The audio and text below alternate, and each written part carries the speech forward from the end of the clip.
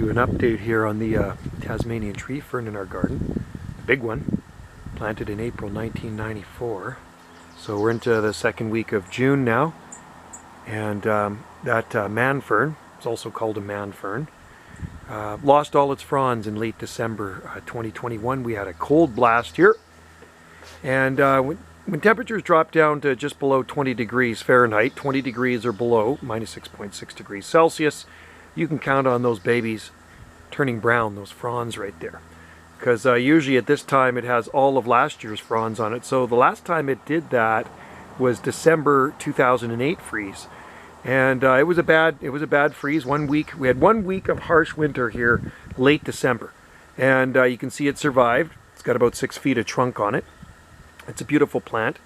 And it's growing in an alcove. And you know, at one time that tree fern had 7-foot fronds on it because it was growing in more shade. There used to be some big trees here. And what had happened, we had this freak northwesterly wind come in March 2003. And it actually blew those big trees over onto our house.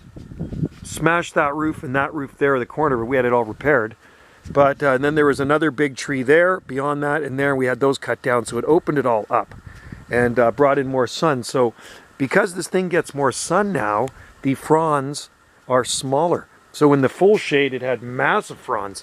And you can see videos I have of this in the past with huge fronds on it. But still, nevertheless, it's a very happy plant. That's this year's flush. I don't know how many we got there, maybe 18, 19 fronds have come out of it. And often you get a few more fronds come out in late summer, believe it or not, in August. So the trick with Tasmanian tree ferns are do not let the center freeze right up in there. Where the fiddleheads unfurl, the croziers, you want to make sure you protect that in the winter time. So I stuff burlap in there, and then I put some bubble plastic on top of that. I actually put cocoa fiber in there this year. Cocoa fiber, burlap, and then some bubble plastic on top of that. So there's no chance of that freezing. The trunk's pretty hardy. I think the trunk's hardy to probably about -9 or -10 for short durations. We know the fronds are not that hardy, but if you protect the center of it, it will always push out new fronds. So it's a very beautiful plant. When people come into our garden, they're like, wow, what is that?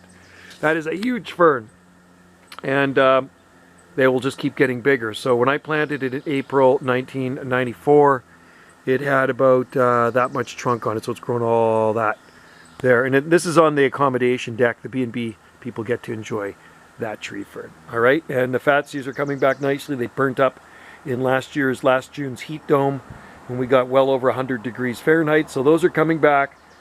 Tree fern's looking good. It did get burnt up a little bit last year in the heat dome, but all in all, looks pretty good. And it is growing in full sun.